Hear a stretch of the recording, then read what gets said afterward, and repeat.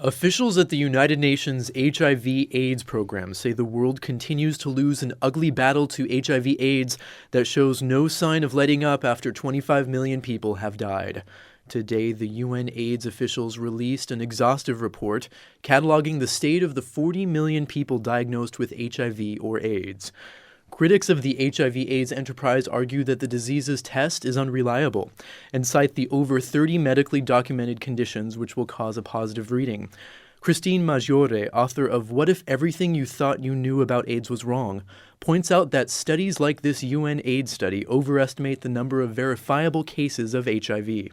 Last month, the Washington Post published an investigation headlined How AIDS in Africa Was Overstated, and pointed out the inaccurate assessments of HIV by UNAIDS, saying they had, quote, skewed years of policy judgments and decisions on where to spend precious health care dollars.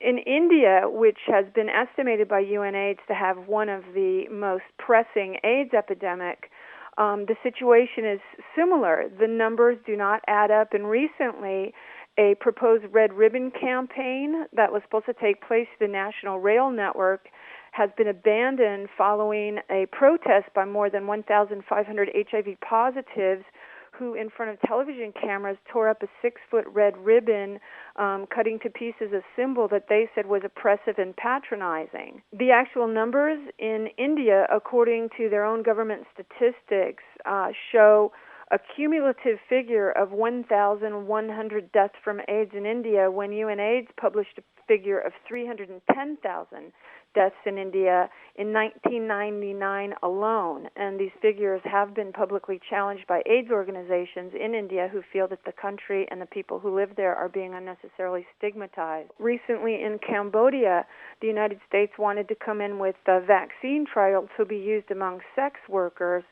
Sex workers there protested and said, we don't trust you. You have sex workers in your own country. Use them for your vaccine trial. And these vaccine trials can be very misguided. They wanted to use them among the children of sex workers to see if they ever then developed AIDS, which is a very long study, giving them to children and seeing what will come about in 10, 20, 30 years. Many people are questioning the medicalization of poverty around the country in these areas where people have so little, and asking whether what we're giving them is really what they need and what's in their best interest. I think it's become quite popular to assume that anywhere where people aren't agreeing to the idea that AIDS is an increasing problem and who are questioning the tactics of the pharmaceutical industry and the U.S. government's interventions, we hear the word denial tossed around. But in fact, if you look closely at the actual numbers and what's actually going on in these countries, you have to stop and wonder who is in denial. That was Christine Maggiore, author of What If Everything You Thought You Knew About AIDS Was Wrong.